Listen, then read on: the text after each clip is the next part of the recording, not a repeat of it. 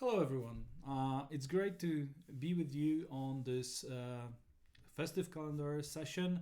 And today I'm going to talk about 10 facts around Azure, which may not be as obvious for all of you and which may lead to some security issues with your cloud deployment. So let's jump in and let's go straight to the content I've prepared for you. So my full name is Michał Furmankiewicz. I come from Poland. I'm based in Poland. You can find me on Twitter, LinkedIn, or under this email address. I'm happy to be Microsoft MVP and Microsoft certified trainer. I'm on the market for more than 17 years right now, and the last 8 years I've spent mostly working with cloud, or only with cloud, around things like infrastructure, application, security related topics. I'm mostly keen on Azure, but I'm touching GCP and OCI. And I'm really excited when I can work with cloud computing technologies. So that's what I'm doing every single day. And today I'm going to cover a number of things. As you can see, we'll start with the governance, go through some services, talk about custom roles, network design. Lots of things are in here. We'll see how many of them I will be able to cover.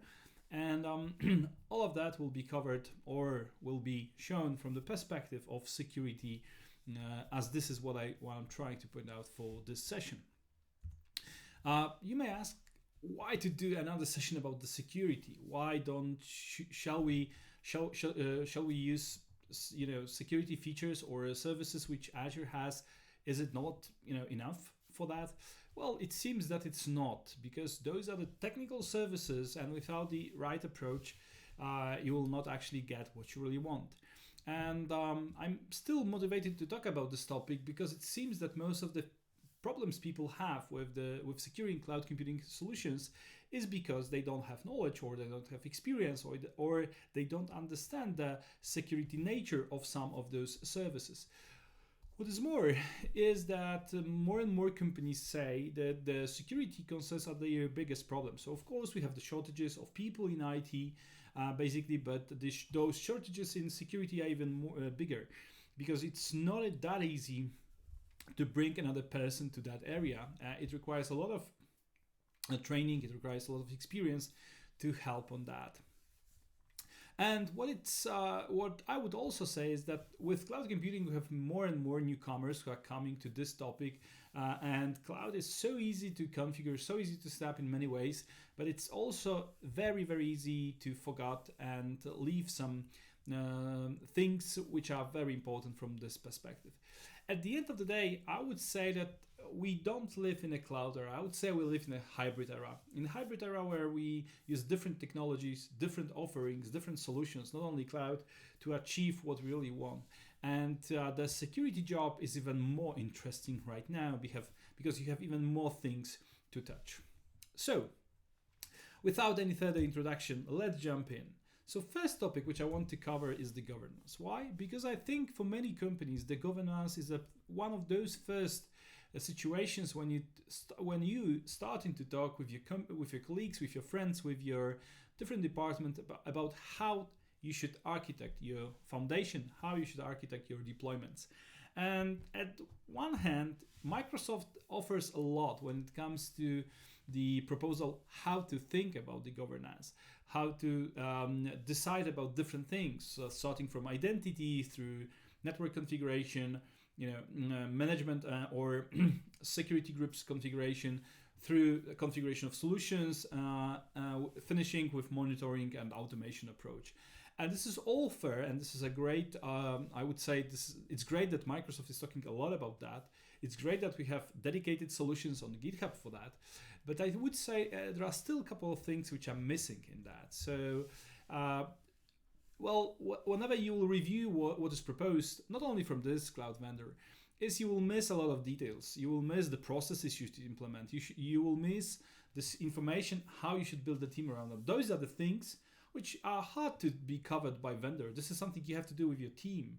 And when you will combine those two things, and when you will go through the whole governance process, when you will build your landings, and you will see how many things during this process is related to security and how many of them can be easily overcome. So that's why I decided to, let's take some of those lessons learned from different customers in Poland and abroad and let's have a quick session to point out those things which you can miss and which can be very, very important for your deployment. So let's start with the governance approach. What you should do to really help yourself to be in a position, in a better position to deliver the governance which will be, follow some of your security recommendations. So first of all, bring the security SAP to your solution as possible, to your process as possible. I would say that lots of the deployments where I've seen problems with are because the security team was not part of this process. They were engaged at the end. They didn't have the proper knowledge. They didn't have a proper experience. They were not touching cloud, and they were really confused how they can even assess the risk of doing this in that way or the other way. They didn't have a detailed approach for that. They didn't have any approach for that. So I've seen lots of situations when they said, okay, let's maybe go in the other direction for that. So bring them on board. Let them become the part of the team. Bring a lot of knowledge to them, as they should help you to decide how to deploy those things with the security in mind. The second thing is that when you will go through all those areas of foundation, I would say it's also important to decide which part of the governance is important for you and what things can be maybe not omitted, but which are not that important from the perspective of your deployment. Every organization is different. Every organization has a different structure. It's a very, very different thing from talking about the governance for the big bank at the regulated market, or it's very, very different to have the same conversation with a software house who delivers 50 projects for different customers. This conversation will be also different when you have a group of companies, and all of those companies have their own business, but you have a shared IT services to help them all. So as I said, those pieces can have a different meaning for all those companies.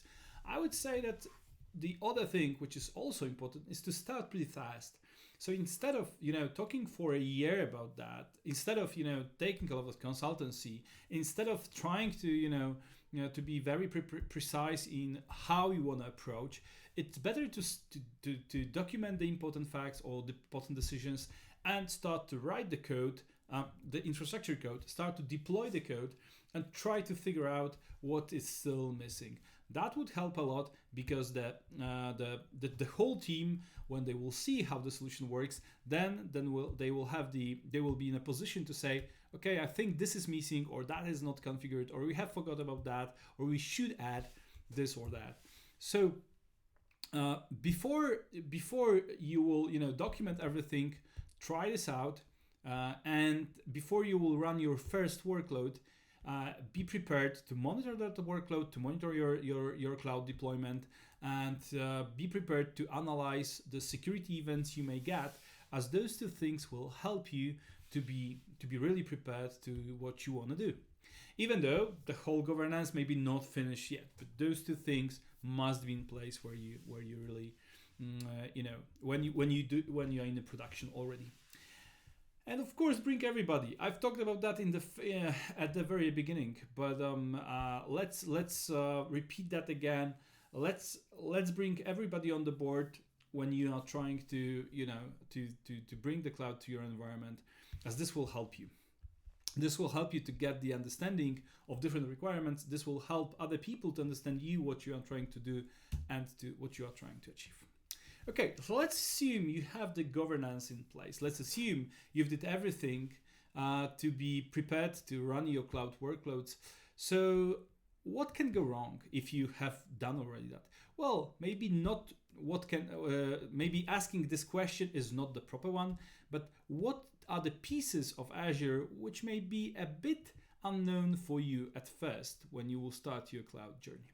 So let's start with SPNs. SPNs, which stands for Security Principal Names. So those are the accounts in Azure AD which can be used for automation or for automation for external tools, internal tools, which can be used by different services in Azure, like AKS, like signups, to talk with Azure API to do certain things. Like, your cluster needs another worker node, then this is how, with this SPN, is trying to authorize to Azure API and ask for that.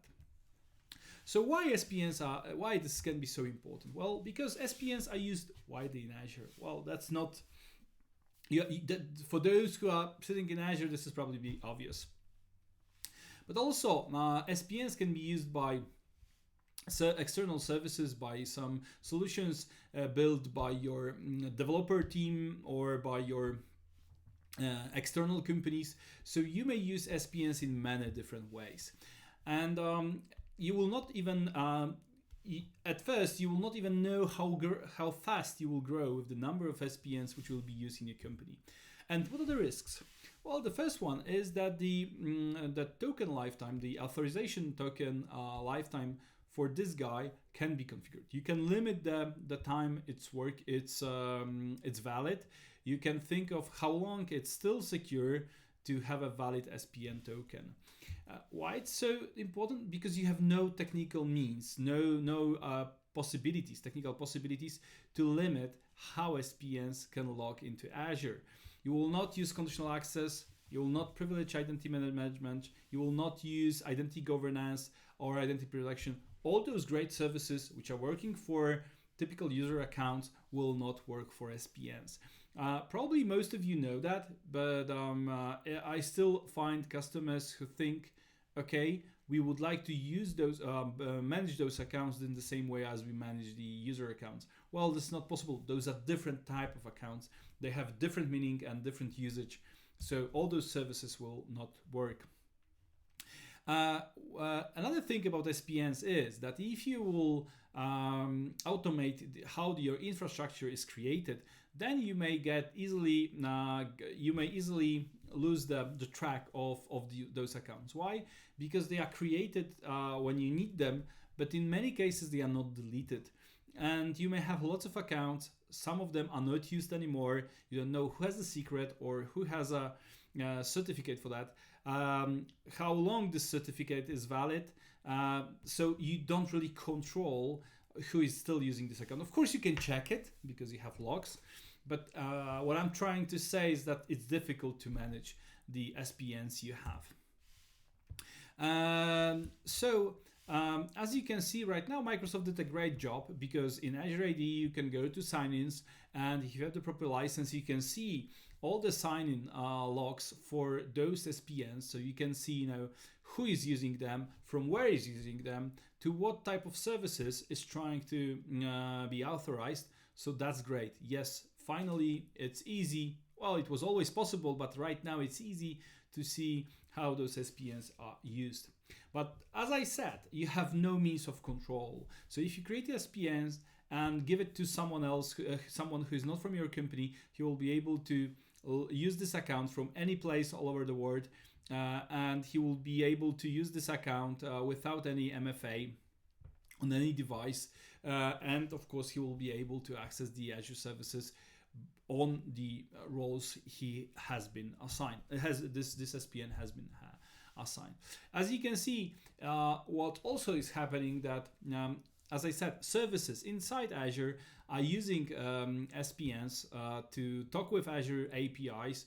So in the sign-in logs, you will see not only your SPN logins, but also your account, your services account logins.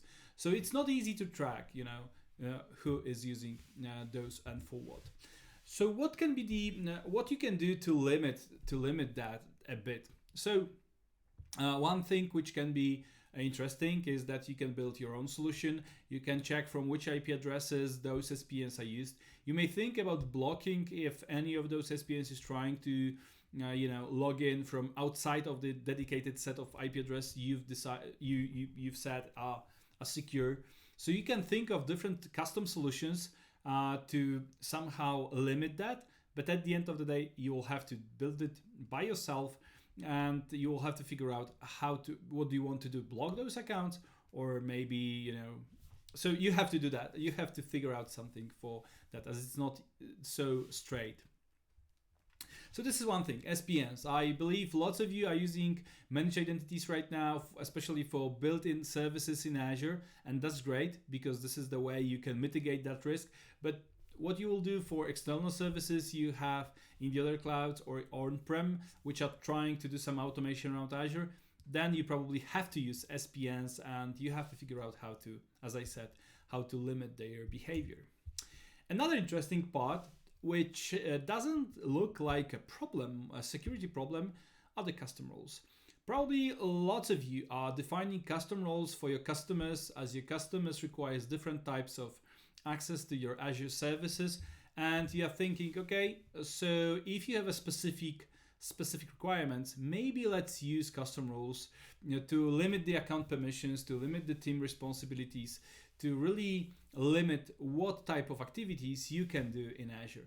And the idea is great, and I often see the expectations that part of the Azure architecture or part of every solution we deliver to the customer, one of the expectations is, okay, so please deliver the set of roles, and in most cases those roles will be dedicated, customed, so we can create that service, we can manage that service, monitor that service. So not we as a customer would like you as a vendor not only to think of what service we want to build, but how I will manage that service with custom roles you propose for that specific solution.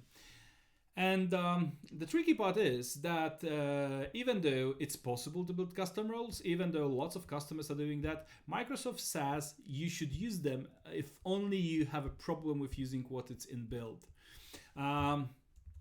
So what are the risks with the custom roles? Well, first of all, those roles can be used in an improper way. If you don't know what you do, those roles can be used in a proper way. But I think that the second thing more tricky about the custom role is it's very tricky to build those roles and track and update them, as Microsoft is changing what operations you can do, what operations are possible for specific resource provider. So as you will see later on, every single role is built with actions which are defined by a resource provider. So by this API, which is in the backend of every service. And when you build a custom role, you have to choose between all those actions. But of course, Azure can change them, Microsoft can change them, and you may get in a position when you will not be able to recreate your role because because some actions you defined are not longer available in Azure. As I said before, Microsoft is not recommending them, but on the other hand, there are certain services in Azure or certain features or actions which you would like to use, but to use them you have to have very high permissions. Let's use VM Serial Console, for example. Probably lots of you are using that. Potentially you have to be a contributor of this VM to have a possibility to run the VM Serial Console. Well, and you may say, yeah, that's fair. When with Serial Console I can log into my system. Okay, yeah, that's true, but maybe we can distinct logging inside the system at the activities like stopping the VM or deleting the VM. So there is no easy way to build a role which allows you to run only VM Serial Console. There is a possibility, I've did it a couple of times, but there is no easy way. So summing up, with custom roles, on the one hand, it's a very convenient way of making your environment more secure. On the other hand, you may get in a position that you will create custom roles. They are difficult to track, they are difficult to update, they are not properly named, they have more permissions than you need, and the whole thing becomes more difficult for you to manage.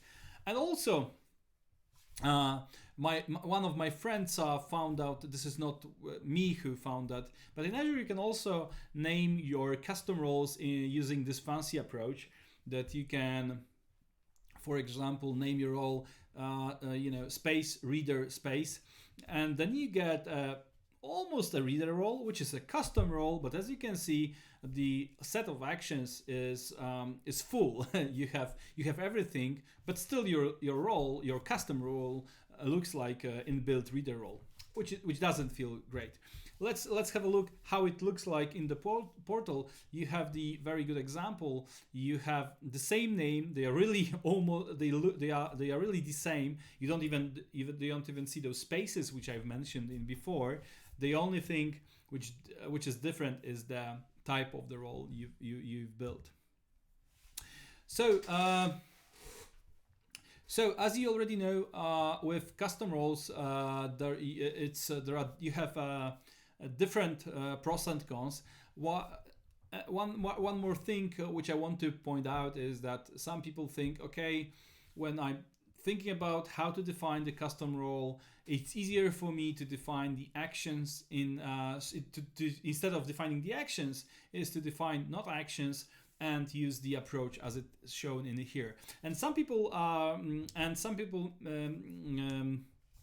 don't really get this idea how it really works. Well, defining not actions is not saying that you can do those things. It's rather that the output of that role is that you have everything what has been decided in actions without those actions which you have in not actions. But have a look. In actions we have everything. So if Microsoft will add potentially some new actions, they will be there as well. So defining the roles in that way is not what you really want to do in most cases, because in most cases you don't really know what's really there. So as you can see, there are a number of challenges with custom roles, and I think you should limit who can create the permissions, who can create the custom permissions in your organization.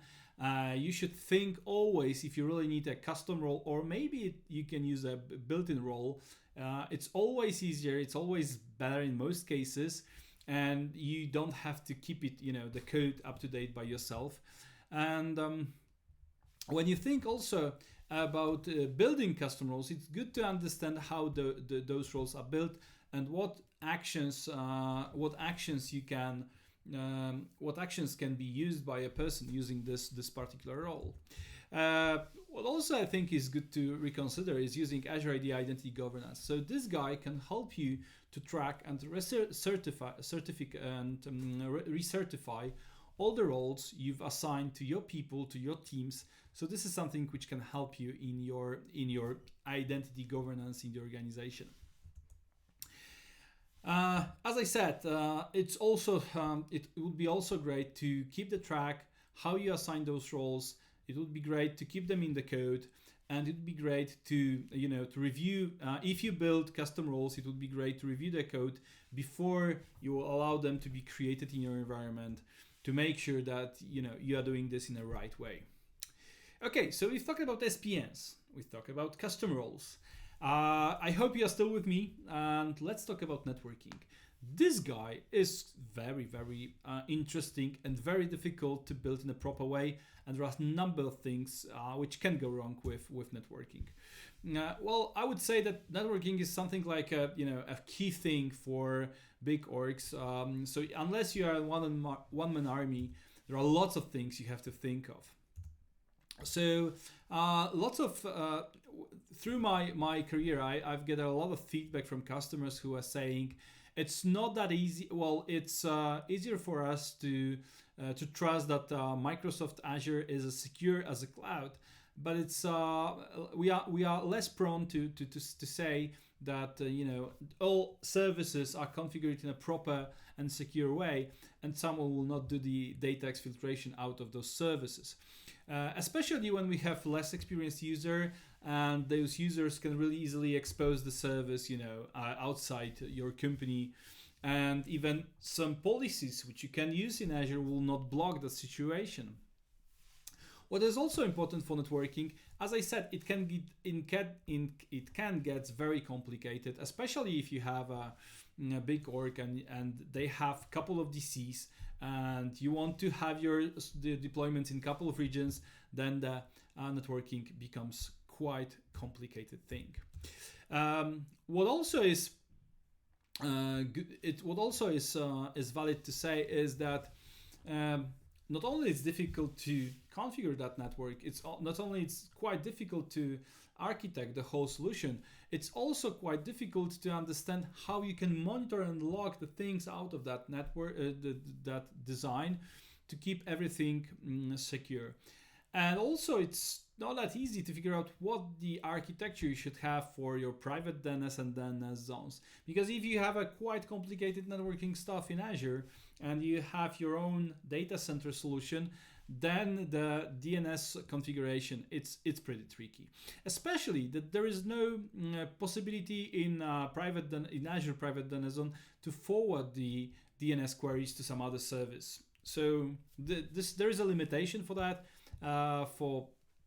And this is really blocking for us to configure some specific solutions. Okay, so let's talk a bit about the diagram I've prepared in here. Let me use my pointer and give you a couple of ideas what can be quite difficult, especially if you want to do that everything in a secure way. So let's imagine we have a couple of VNets, a dedicated VNet for dev environment, a dedicated VNet for production environment, a dedicated VNet for pre-production. So we have dev, prod, test, pre-prod, and maybe staging, and maybe more. And we would like to have the ability to take the traffic for each of those networks and let the traffic go through some custom network solutions we have prepared. And we would like to not to mix the traffic when it's coming back to the on-prem solution. So for example, we can use the VRFs, and we can make sure that the traffic from dev is going to a specific VRF network on the other side. So if you will use that approach, then our custom network solution in this transit network will have to have that many network interfaces, as many networks and different types of environments we have. As you know, the biggest number of network interfaces you can have for one VM is still 8. If you think of 5 environments, so you have 5 or 6 networks already taken, then you have a dedicated network interface for your incoming traffic from the on-prem. Then you have one network interface for your management traffic, and it looks like you're almost done with the number of network interfaces you can have per one VM. So in such complicated configuration, it may turn out that you still need that you are still limited with number of environments because of the number of network interfaces you can attach to one VM. This is one of those things which may turn out to be a problem when you are thinking about the networking that way. What also is quite not easy is to figure out how you will use your private DNS zones, because if you would like to have all pass services in a private network, then you have to have lots of those private DNS zones. But then you have a situation when you will have a private DNS zone, either this one private DNS zone, for example, for storage, will be attached to 6 networks, right? Because in every single network you want to resolve those IP addresses for specific pass services. Or if you will decide you want to have a private DNS zone per service type, per different types of environments, then you have a problem how to handle the resolve configuration on-prem. Because if someone will ask about storage called demo.blob.windows.core.net, to which network, to which DNS zone, to which private DNS zone you will forward that request, you don't know, because by just checking this name, you don't know which private DNS zone will solve that. So of course you can use number of different techniques to solve that issue, but as I said, it's not that easy peasy to decide about your private DNS zone architecture with such scenarios as I present them in here. There are lots of other things, but I don't want to spend too much time on the networking.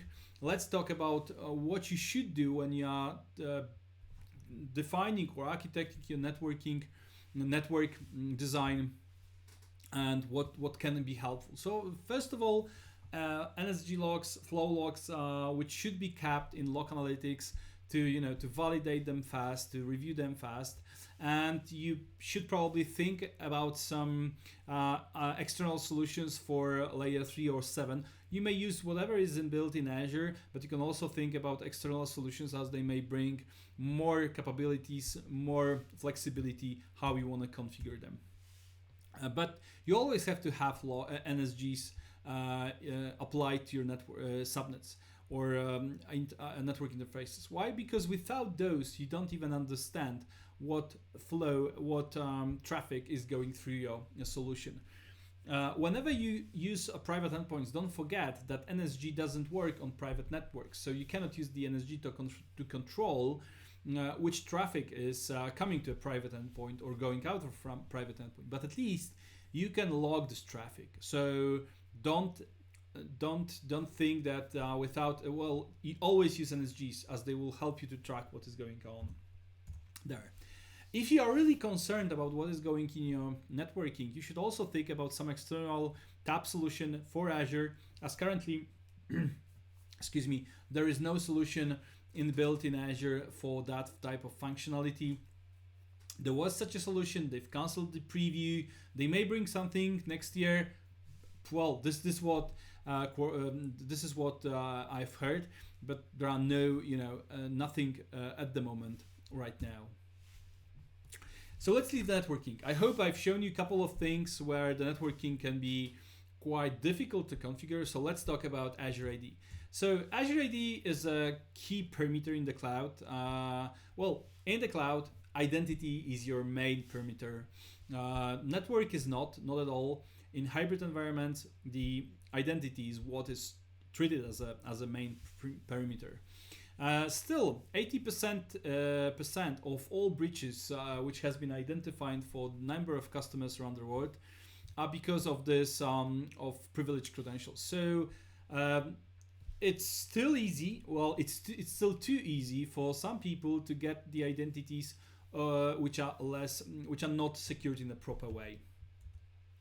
And I would say that Azure AD is so big service, is so rich service that sometimes people forget how to configure that guy in a proper way, what features will be important, and that some of them are overlooked. Excuse me. So I would recommend spending a lot of time to configure the Azure AD in a proper way, to think how you want to configure the collaboration features. Do you really want everyone to have the possibility to invite others? Should the invited guests be able to invite other guests? Maybe not. You should think of how long will be token valid out of Azure AD. So there are a number of things you can think of to harden this service in a better way. What is also important is it's not only that you will harden the service, you should also monitor that guy in the proper way. And you should think of the logs, because as you know, the activity logs will be not kept in Portal eternally. So you should keep them in log analytics. You should also keep the configuration of Azure somewhere, maybe through API configuration, or maybe through some other way. But it's good to understand that your configuration of Azure AD is not changed, or it's still compliant with your approach. I would also strongly advise to use things like conditional access, identity governance, privileged identity management, identity protection. All of those services are great. They can help you to monitor what is going on. With using conditional access, you can be very, very flexible to configure different access for certain apps, for certain locations, for certain types of devices. So use that service, think about the configuration, and be smart about that.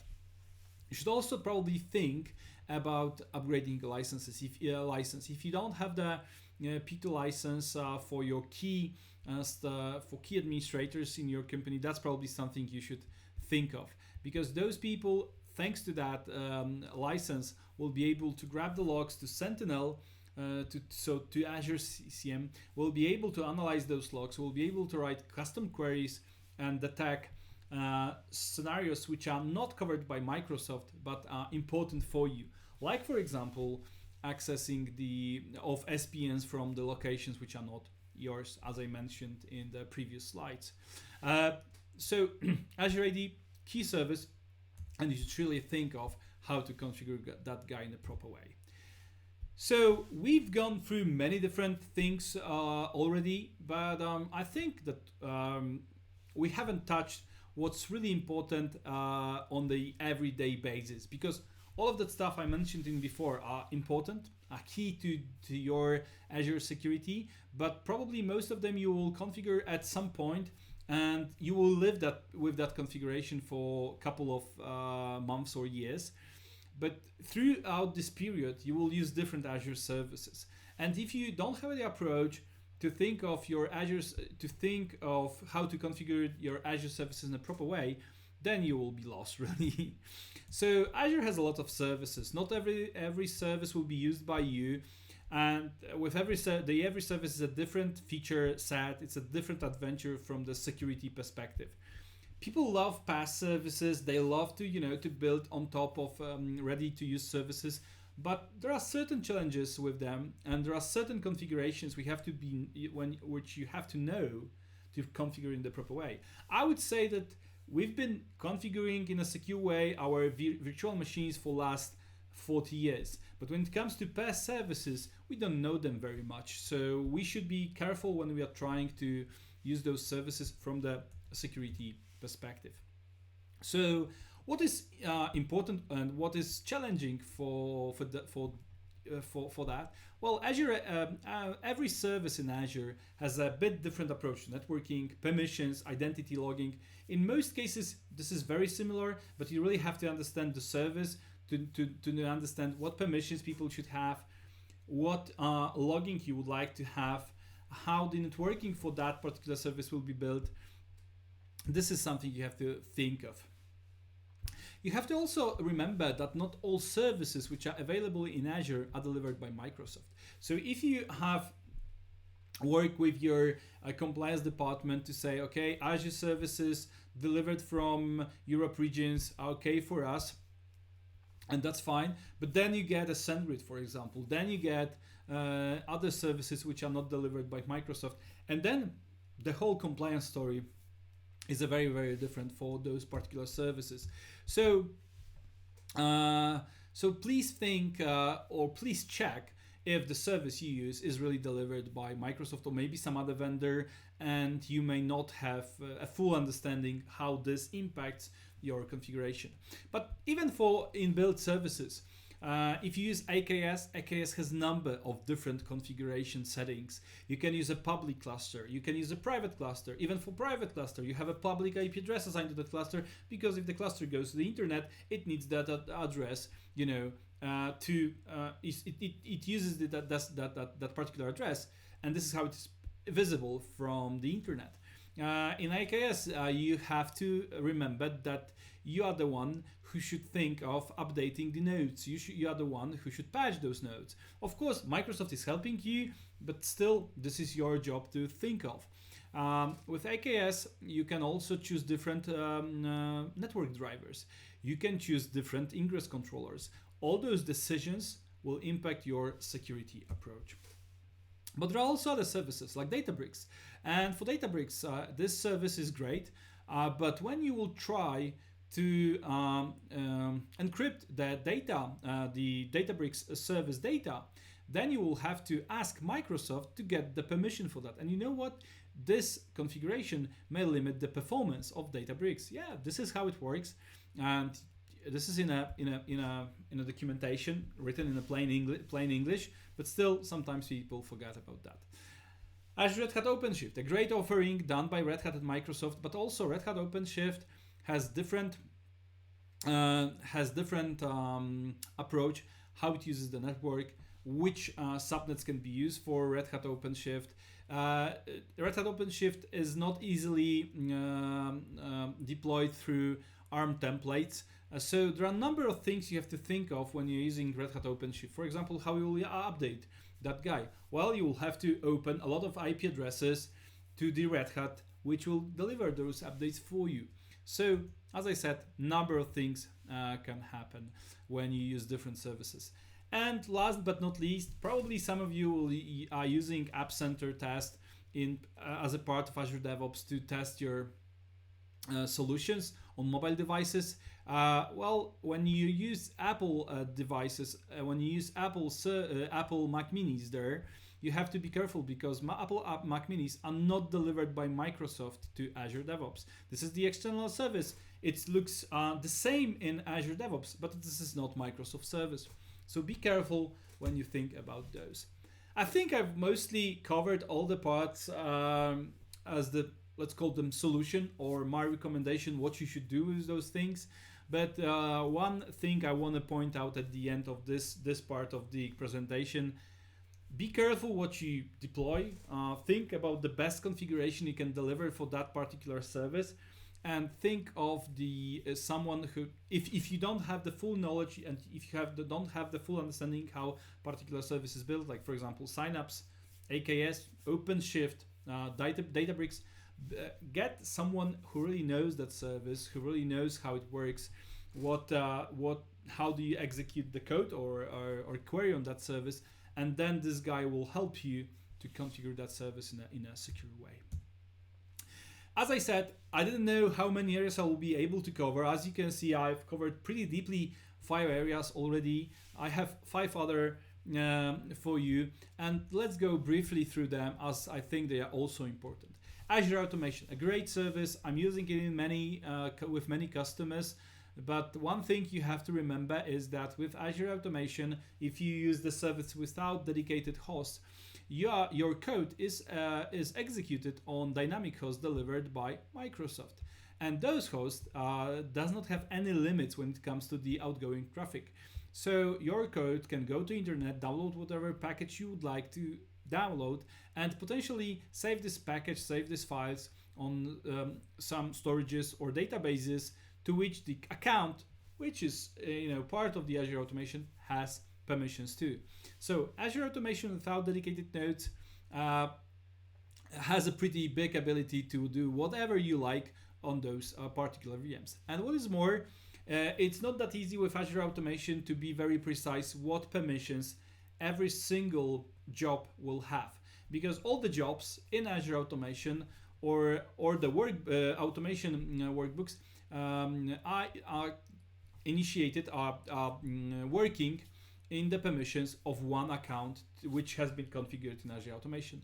So if you think it's too much for all those jobs you will have there, probably it's a better approach to have number of Azure Automations accounts and number of different accounts which will be used by your jobs to run particular activities. Azure Logic App, another great service, but you have to be careful with this guy as well. Unless you're using the latest possibility to run this guy in a dedicated environment with a dedicated network, every single activity in Logic App can go straight to the internet, and you can download, you can do a number of things with that. So Logic App is a great service, but you have to be careful what activities or what actions you are using inside the Logic App. As I said, there is no limitation for them when it comes to the networking part. Azure Policy. Azure Policy, I love that service. I'm using Azure Policy in many ways, and I'm using it for many customers. I've customized, I wrote a lot of policies for my customers, but there are some things with Azure Policy you have to be careful as well. Well, by definition, Microsoft doesn't guarantee you that every particular policy will be evaluated every 24 hours. They say they will do that. There is no guarantee to that.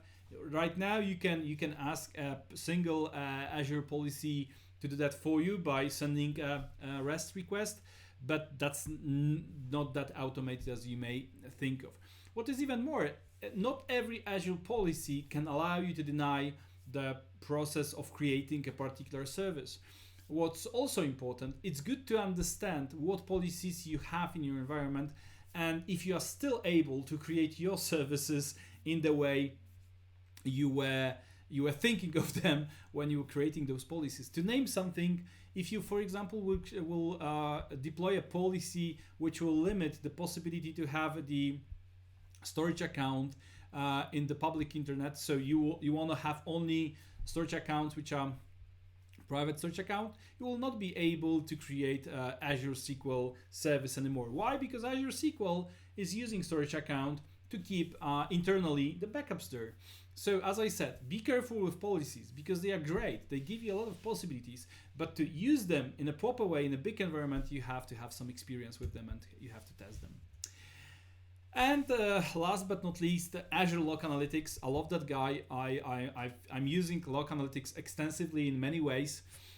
But with Log Analytics, there are a couple of things you have to think of when you really deploy those solutions in your environment. So first of all, the situation has changed a bit because right now you have what they called Azure Monitor private. You can have Log Analytics in a specific network. You can have a private access to Log Analytics. The Log Analytics is no longer exposed to the internet. That's great. But if you do that, then it will impact all the Log Analytics and application insights accounts in your environment. So great approach, but you have to understand what you're doing. Another thing, right now you can have RBAC policies which allow people to have access to a specific tables in Log Analytics, which is great. That solves many problems we had in before. How many Log Analytics we should create, because one will be for monitoring people, the second one will be for security people. Maybe not everyone needs them. So what should be approach? How many of those we should have? Well, RBAC model solved that a bit, but only a bit, because for custom tables in Log Analytics, RBAC model doesn't work. You may say, well, that's not a problem because we don't use custom tables in many situations. I don't build tables in Log Analytics by myself. And this is not exactly true. If you will turn on things like Network Watcher, if you use things like Traffic Analytics, if you use things from Sentinel, all those products may create custom tables by themselves in Log Analytics. And you know what? You will not be able to limit the permissions to those tables using the RBAC model. This is how it works, and you have to know about that.